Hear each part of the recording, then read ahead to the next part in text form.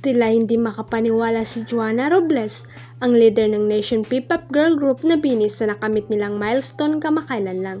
Ito yung nakakuha sila ng mahigit 1 million views sa loob lamang ng 4 na oras mula ng ibanderang music video nila na Cherry on Top. Sa pamamagitan ng X or dating Twitter, inihayag ni BINI Joanna ang kanyang reaksyon. Ayon sa kanya, dream come true ang achievement nila recently at inalala yung goal nila noon na maka 100,000 lamang sa loob ng isang araw. 3 years ago, ang goal lang natin maka 100k in 24 hours, pero now grabe kayo. Sa comment section, maraming fans ang nagpaabot ng suporta at nagsabing deserve ng grupo kung ano man ang nakukuha nila ngayon. Narito ang ilan sa mga nabasa naming komento. Dreams do come true for kind dreamers like you. Smiling face emoji. Proudest of you, Master Joe. Deserve nyo lahat to Joe. Holding back tears. Cherry emoji. Congratulations, Joe. Hard work pays off talaga.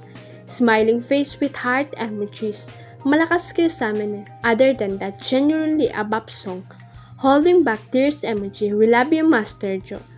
Sobrang genuine ang mga reaksyon nyo. Please keep this attitude until the end. And you deserve everything, guys. White heart emoji. Fake news, iyan ang madiing caption ni Claudine Barreto tungkol sa ipinost ng isang website na talak daw ng aktres tungkol sa mga kabataang nagpupunta sa puntod ng yumaong boyfriend niya na si Rico yan. Pinalalabas pa na umalma si Claudine sa paggawa ng content ng ilang mga kabataan na pumupunta nga sa puntod ng yumaong aktor. May pinost ang nasabing website na pinalalabas na posting ni Claudine. Ang nakalagay roon ay please respeto kayan. Tinalo niyo pa ako sa mga pa-timelapse niyo, huwag niyo ipilit yung pag-aalala kayan. Hindi niyo naman na siya naabutan, huwag niyong gawing content yung puntod niya. Nakakaloka na pinalalabas na si Claudine ang nag-post nun at may screenshot pa ng pinalalabas na social media account ng actress. Of course, walang ganong posting si Claudine, kaya natural lang na umalma siya, no? So, no to fake news.